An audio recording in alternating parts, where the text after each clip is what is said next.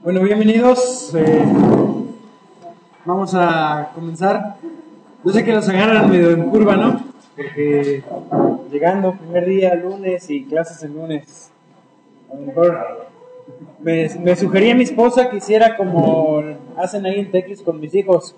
Primer día de clases, primera hora, que hagan un dibujo sobre lo que hicieron las vacaciones. Para ver si así capto la atención. Pero creo que no va a ser posible, porque no nos va a dar mucho el tiempo. La materia en sí, no la está un poquito reducida respecto al tiempo que esperamos que cumpla. Entonces tengo que reducir un poquito tiempos. Me gustaría de una vez, para empezar, explicar algunas cosas en cuanto a la materia, ¿no?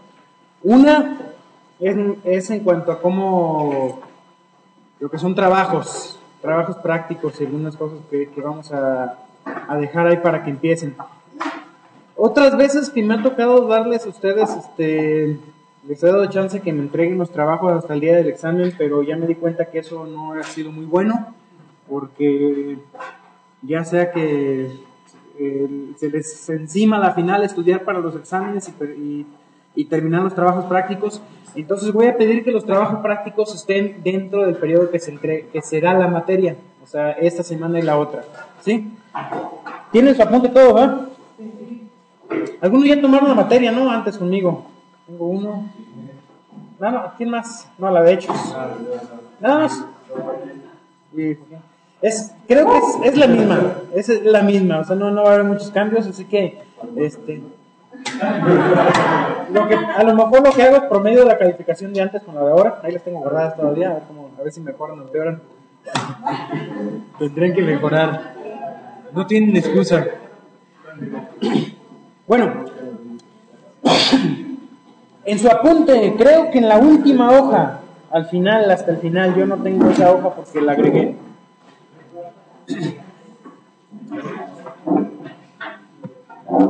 La última hoja del apunte, voy a explicar, creo que no todos van a alcanzar a ver, ¿verdad?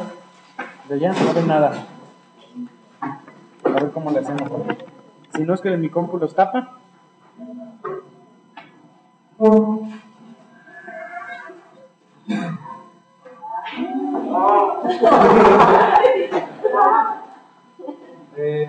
¿Se ve bien de ahí? Los de las esquinas van a sufrir. Pero igual todo está en el apunte. Eso no es como para explicar algunas cosas.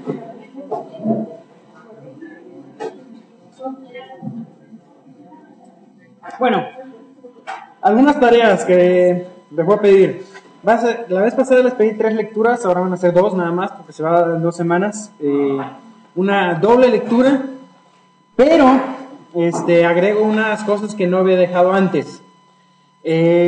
Me gustaría, el segundo de los trabajos que está aquí es un panorama del contexto histórico de la época. Busquen ustedes en libros de historia, necesito que ustedes hagan un panorama de dónde estaban los discípulos, en qué cultura estaban, cómo era el mundo en ese tiempo, qué filosofías había. Esencialmente ustedes pueden darse cuenta que se llevó dentro de 3 culturas diferentes.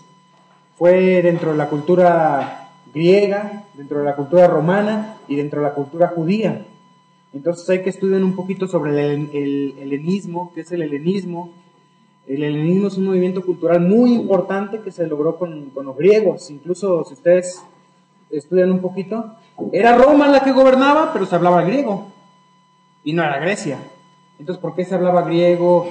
Que todo ese aspecto cultural. Entonces, hagan un estudio, vean mapas, por ejemplo, el imperio, hasta dónde llegaba el imperio, como un poquito de contexto. Entonces, esa es la primera. ¿Cómo es el mundo en esa época de la iglesia primitiva?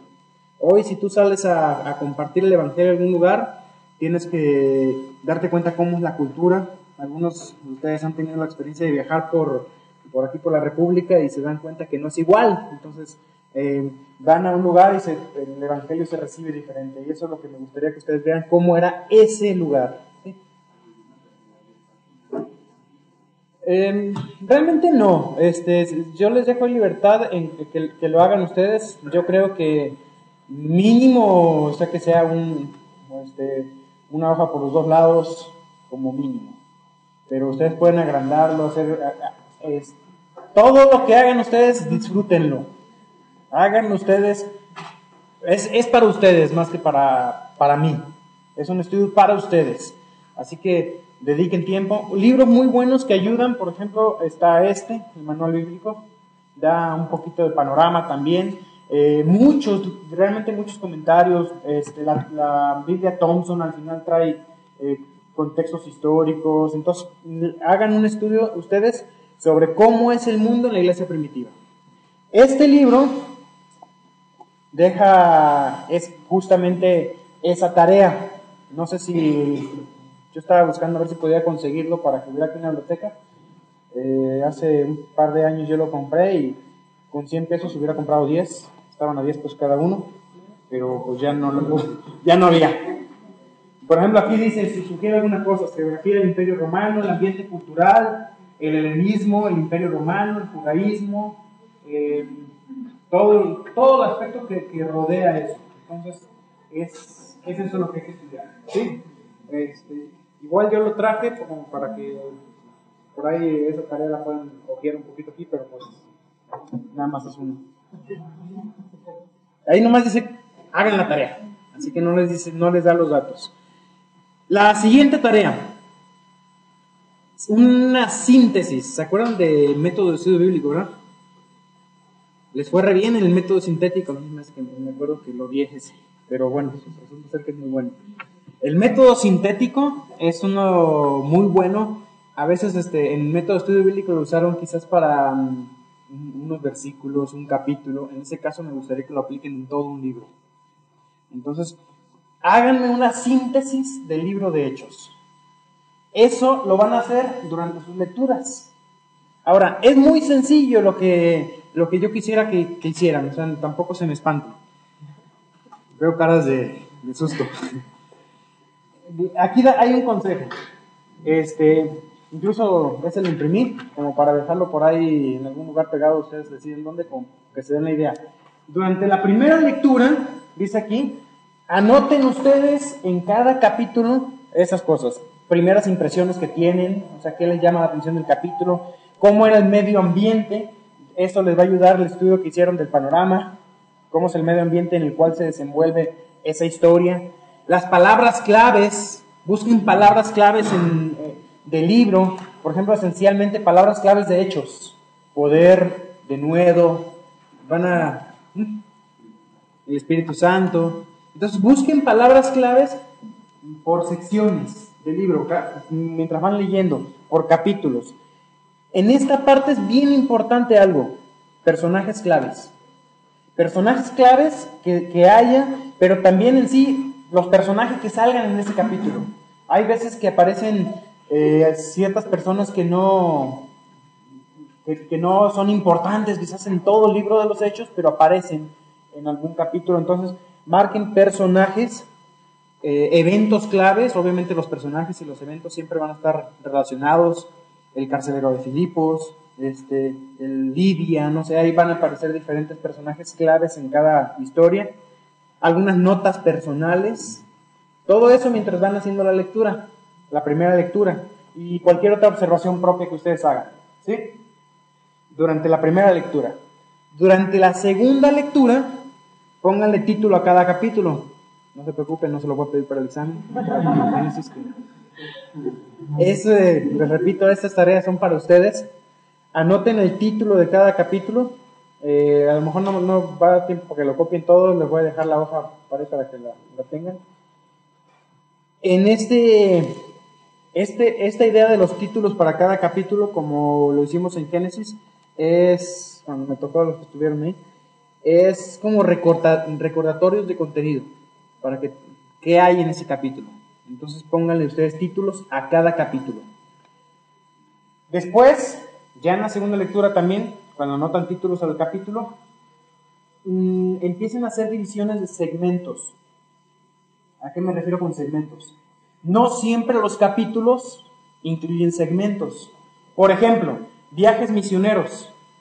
Tú puedes dividir, a veces va a ser muy sencillo para ustedes porque muchas veces ya vienen en los bosquejos, incluso ya viene el mismo bosquejo que viene en el apunte, pero vean los segmentos en los cuales se divide el libro y muchas veces, como les digo, son a medio capítulo empieza un segmento y termina a la mitad de 3 capítulos después. Entonces dividan en segmentos y pónganle títulos a los segmentos. Todo eso, lo que son palabras claves, personajes claves, eventos claves, segmentos, capítulos, títulos, lo acomodan en un cuadro. ¿Sí? Pueden ustedes, si quieren, como ustedes, hacer un solo cuadro en una hoja tamaño carta, o si ustedes lo prefieren, pueden poner, no sé, tres hojas tamaño carta, un cuadro por hoja. Me gustaría que el tamaño más grande sea así, o sea, una hoja tamaño carta. No es necesario que me hagan pósters o cartulinas, nada, porque después yo hago un desastre con esas hojas, se las devuelvo todas maltratadas y a veces hasta da lástima. Me da lástima maltratarlas. Entonces, prefiero que sean hojas tamaño carta para yo manejarlas un poquito mejor. ¿Alguna duda? Bueno, aquí en el cuadro sintético dice, o sea, todo esto lo van a llevar al cuadro sintético y ahí van a estructurar el libro por segmentos, tomando en cuenta los personajes, eventos y lugares claves, protagonistas, la audiencia, quiénes estaban escuchando, si era un sermón, si era una exposición, qué tipo de cultura se desarrolla ahí, el contexto cultural, transiciones, ese punto de transiciones lo voy a explicar un poquito más. Hechos es un libro transicional y sobre todo, como dice aquí, sé creativo. O sea, ese cuadro ustedes háganlo, no lo traten de no copiarle la idea a otro. Ustedes hagan su cuadro, ¿sí? Entonces, estos son trabajos prácticos. Les voy a calificar que lo hagan. Esencialmente les voy a calificar eso, que lo hagan. Y les voy a calificar también, obviamente, una buena presentación. Entonces, hagan una buena presentación del cuadro, ¿sí? Que sea algo creativo. Entonces, tiempo para preguntas de las tareas. Esencialmente, esas son todas las tareas que les voy a dejar. No hay más. Bueno, a lo mejor se me ocurre alguna otra, pero... ¿Vamos bien? Muy bien. Entonces, si ya no hubo dudas ni sentimientos contrarios, avancemos.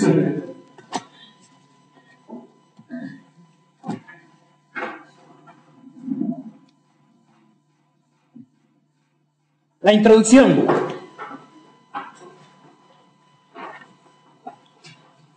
Vamos a ir en ciertas partes del libro, vamos a ir sobre el texto, entonces del apunte, en otras no tanto. Acompáñenme por favor ahí a la primera página de su apunte. Voy a leer aquí. Vamos a leer primero Hechos. Tienen sus Biblias abiertas en Hechos, capítulo 1.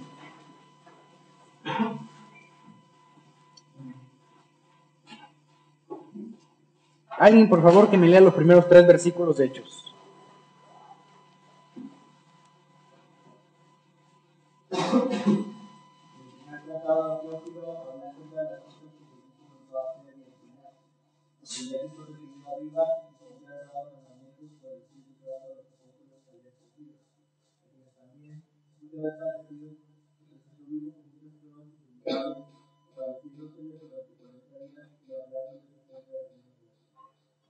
Muy bien, aquí vamos a ver algo interesante sobre este libro. Primero, en cuanto a la continuidad que tiene.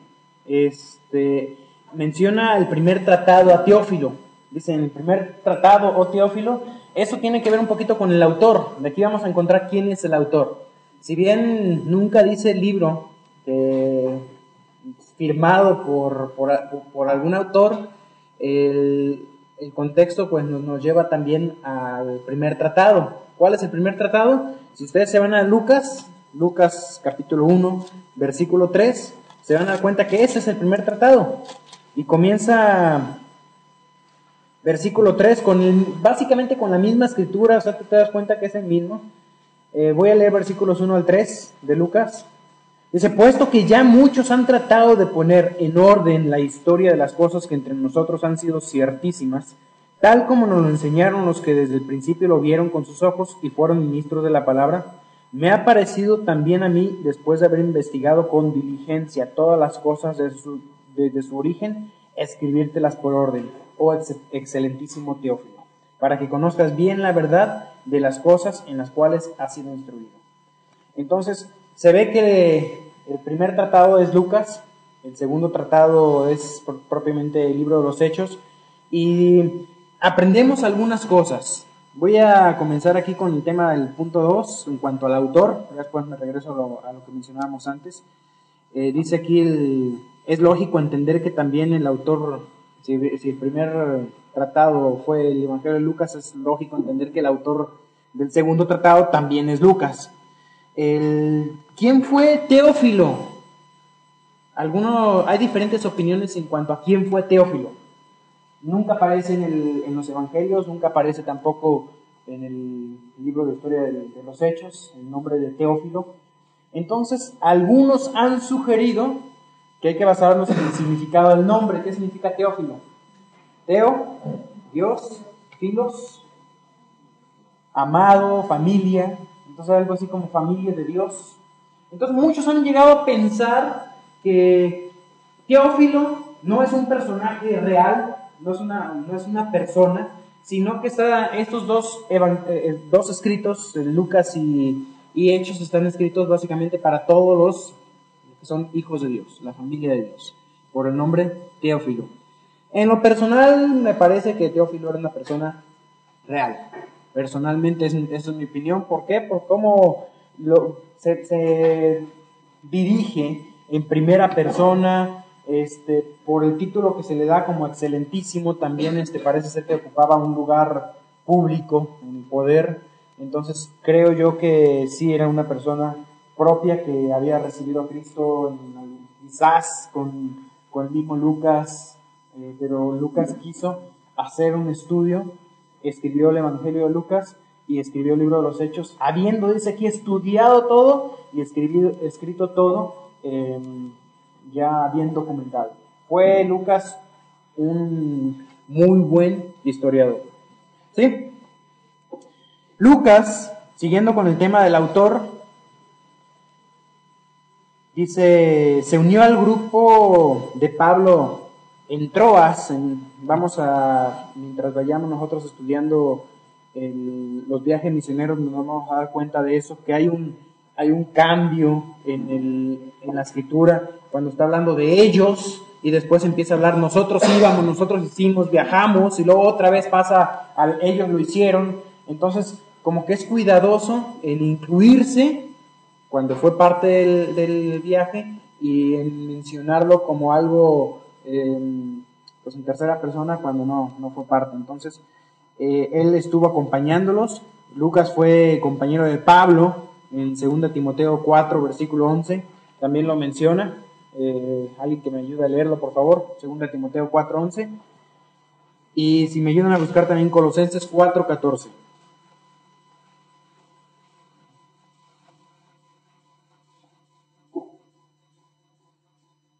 Segunda de Timoteo, sí. Lucas está conmigo, toma a Marcos y trae contigo. Muy bien, está Lucas ahí, y en Colosenses 4:14, ¿qué dice?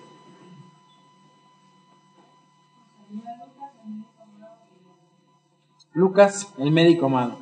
Aunque el libro de los Hechos nunca menciona que Lucas haya sido médico, muchos piensan que sí hay, por la manera de escribir, no porque tengan la fea letra ni nada, porque no tenemos el escrito propio de mano de Lucas, se ve que usa palabras propias de médico. Dice aquí que era el médico de cabecera, el médico personal de Pablo. En ese tiempo, obviamente, la medicina pues, era una carrera bastante importante. No era lo mismo de un médico ahora, pero se ve estudiando la vida de Pablo, nos vamos a dar cuenta, sobre todo en las cartas y demás, que él tenía bastantes problemas de salud. Entonces, el hecho de tener un médico acompañándolo fue muy, muy bueno para Pablo. Entonces aquí vemos, nos pasamos un poquito, nos brincamos hasta el autor, ya leímos estos versículos. En cuanto al título, me regreso en el apunte, el título del libro, algo importante que está antes, en la introducción, que no la puse aquí en el bosquejo yo de la presentación. Dice el primer versículo: en el primer tratado, oh Teófilo, hablé acerca de todas las cosas que Jesús comenzó a hacer y a enseñar. ¿Cuál fue el primer tratado? El Evangelio de Lucas. En ese Evangelio, le dice Lucas aquí, yo hablé de todas las cosas que Jesús comenzó. ¿Qué nos deja eso como, o qué encontramos nosotros en eso? Según lo vemos, bueno, Cristo ya había ascendido a los cielos, ya no estaba en la tierra, pero el hecho de que comenzó significa que de alguna manera el libro de los Hechos aún está Cristo trabajando, y lo está haciendo a través de su Espíritu Santo. Cuando Cristo anunciaba a sus discípulos su muerte y también, bueno, anunciaba que Él se iba a ir, en Juan le menciona, les dice: os conviene que yo me vaya, dice, porque si no me fuere, el Consolador no vendrá a vosotros. Y habla de otro Consolador, otro de la misma manera que Él. Entonces, el Consolador, el Espíritu Santo, la tercera persona de la Trinidad, viene y, como dice aquí, continúa la obra. Cuando Cristo le dice a Pedro también en Mateo 18, sobre esta roca edificaré mi iglesia. Entonces, de alguna manera lo que vemos es que los evangelios ponen el cimiento de la iglesia, ¿cómo? Con su muerte, con la misma declaración de Pedro: tú eres el Cristo. Sobre Cristo se edifica la iglesia. Y esta edificación comenzó esencialmente ya en el libro de los Hechos. Comienza a edificarse la iglesia, pero dice aquí Jesús, las obras de Cristo comenzaron desde los evangelios, pero otra cosa más. Vamos a notar algo interesante. El libro de los Hechos termina como un libro inconcluso. Tú llegas hasta el último capítulo y parece que no tiene un final. Sigue la obra. Entonces, el libro de los Hechos es un libro que continúa. Está escrito aquí, ya no se le va a agregar nada a este libro, pero es como pensar que en el cielo se sigue escribiendo la historia de la iglesia. La obra de Cristo, edificando su iglesia, comienza en Hechos, pero aún continúa.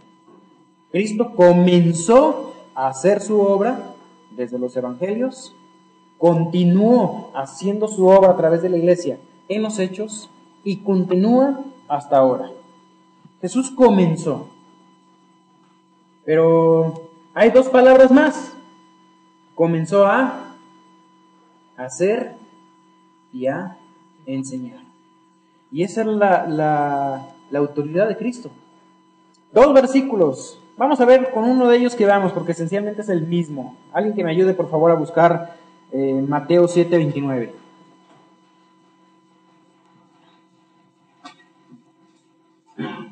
Entonces le dijo otra palabra de Mateo. Sí, Mateo.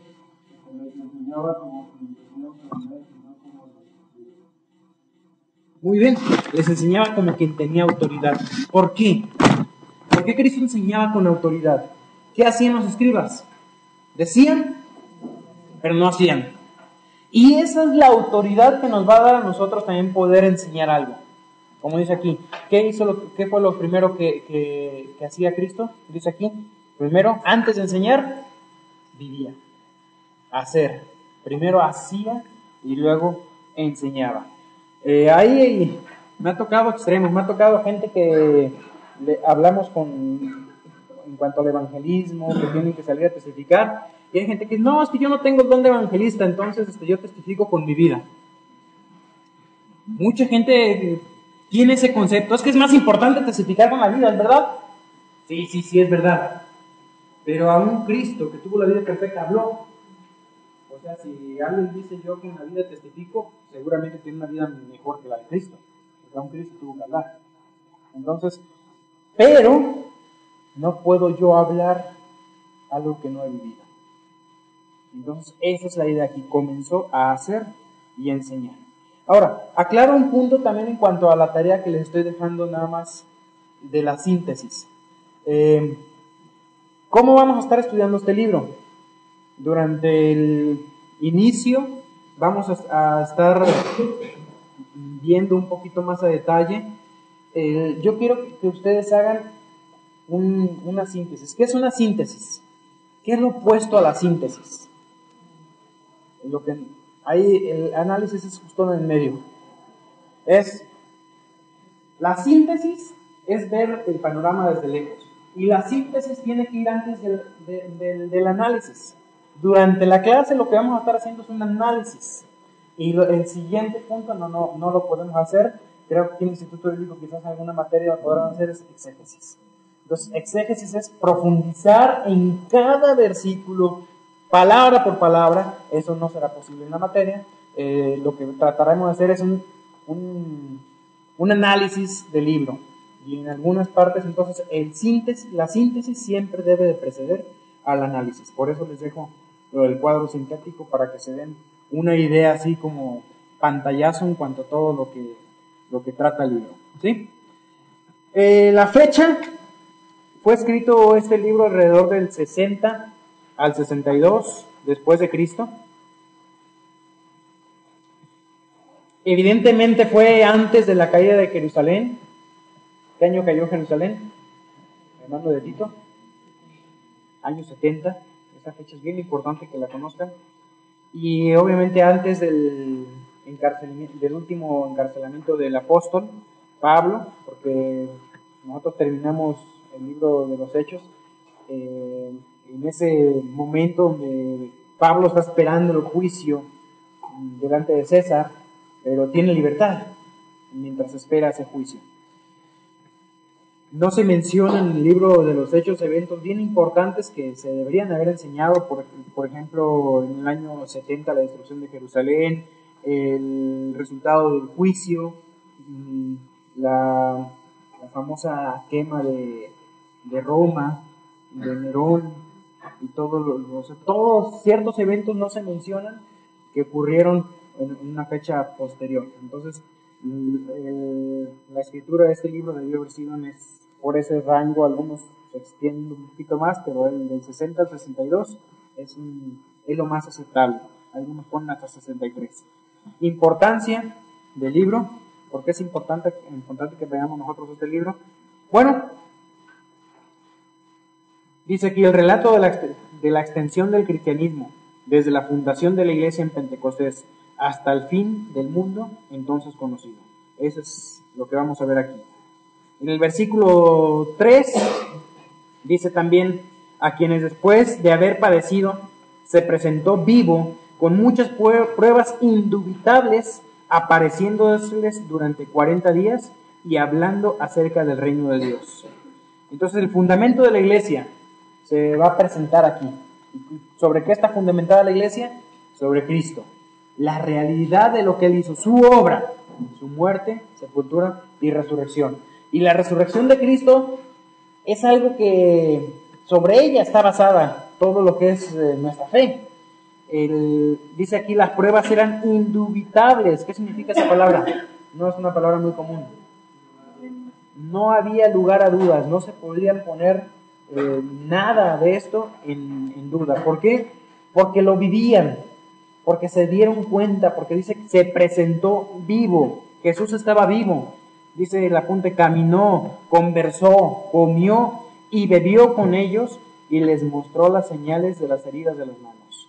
Las pruebas eran muchas y eran repetidas porque se les apareció durante 40 días. Los primeros versículos del libro de los Hechos vamos a ver un poquito de lo que pasó en esos 40 días. Versículos 1 al 10. Y los versículos 2 en adelante son 10 días más. Obviamente, eventos de lo que pasaron en esos 40 días lo vas a encontrar ya en los evangelios. Un punto más.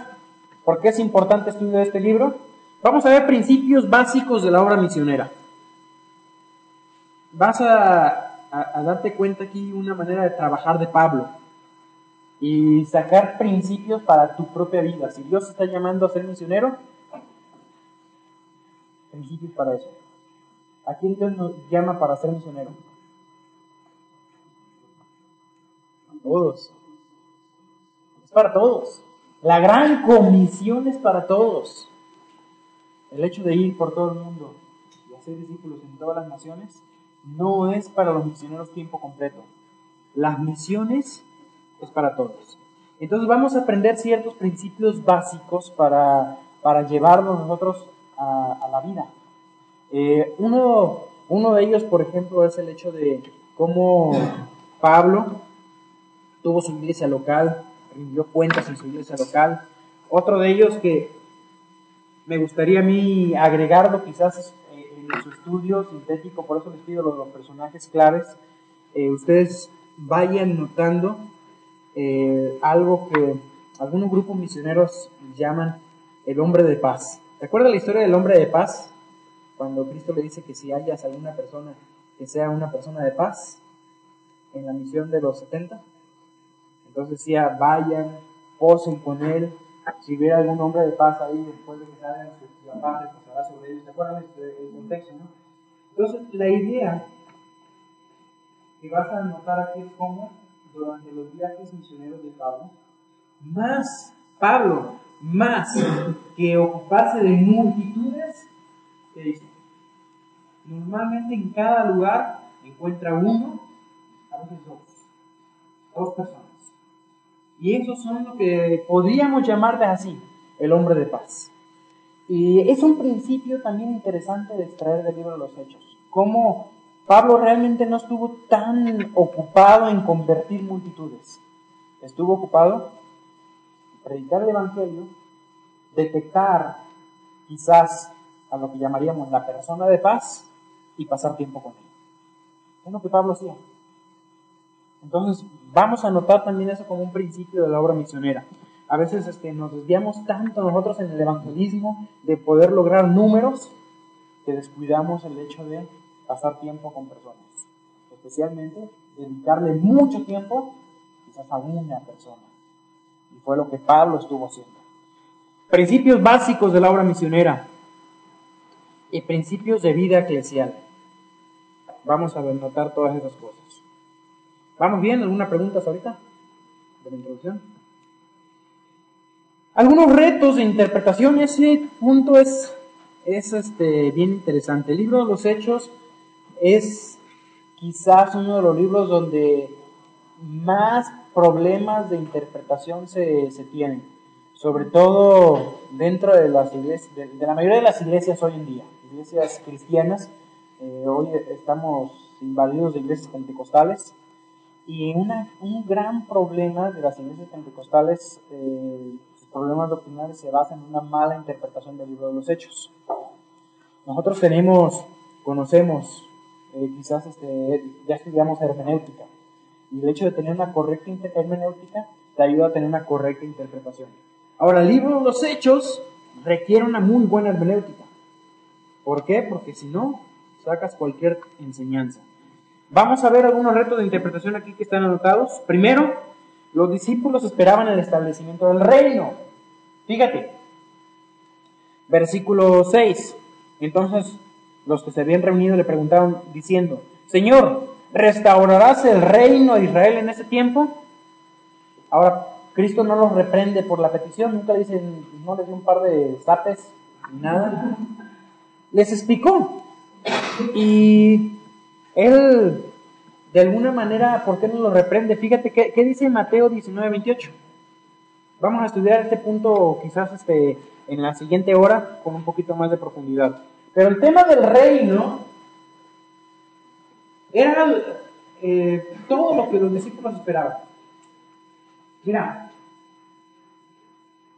el reino terrenal es solamente uno de los aspectos del reino de Dios. No es el único.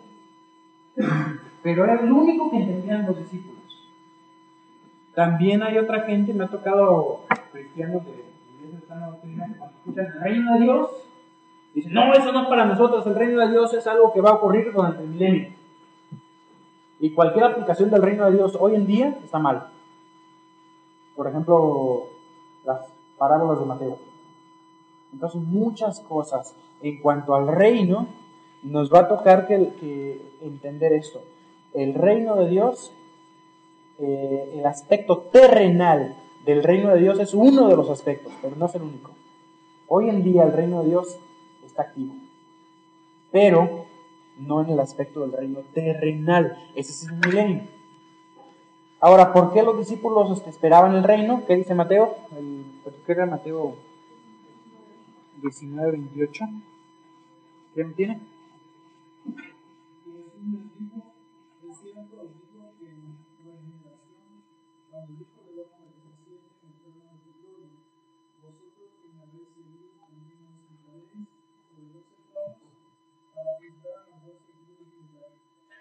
¿12 discípulos? 12 tronos para juzgar a las 12 tribus. Ellos, Cristo les dijo a los 12, ustedes se van a sentar. Que se empezaron a pelear sobre quién iba a ser el primero, quién se sentaba a la derecha, a la izquierda y todo eso, y ya ahí sí los reprendió Cristo. Pero nunca les dijo, no, el reino todavía no es. Entonces, era lo que los discípulos esperaban. ¿Cuándo vas a instaurar ya el reino? Y fue la pregunta que se hizo. Ese es un reto de interpretación, el aspecto del reino. Otro, los primeros 30 años de la historia de la iglesia es un tiempo de transición de un evangelio solo para judíos a un evangelio donde se identificaba la iglesia como algo distinta al judaísmo. Aquí me gustaría, a ver si les muestro aquí este cuadro, a ver si lo alcanzan a ver todos. Hechos es un libro de carácter transicional.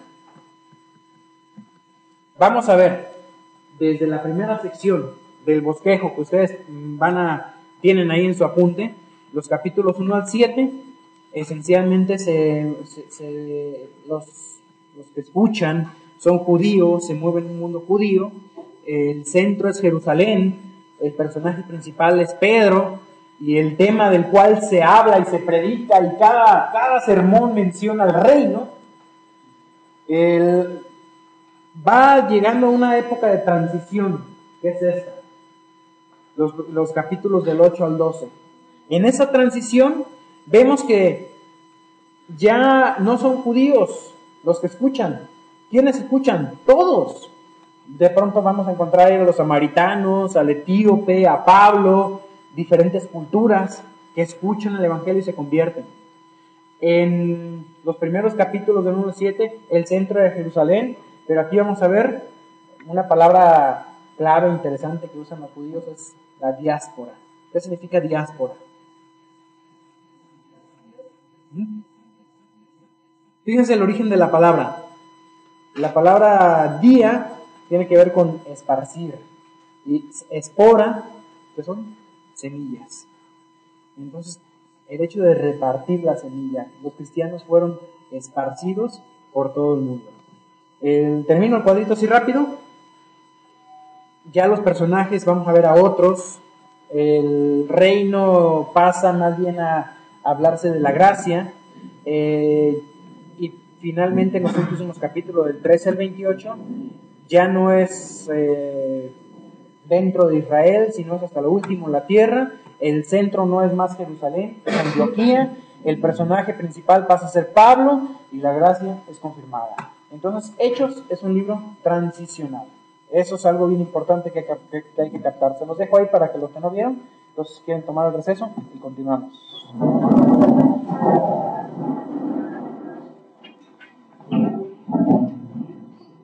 Ok.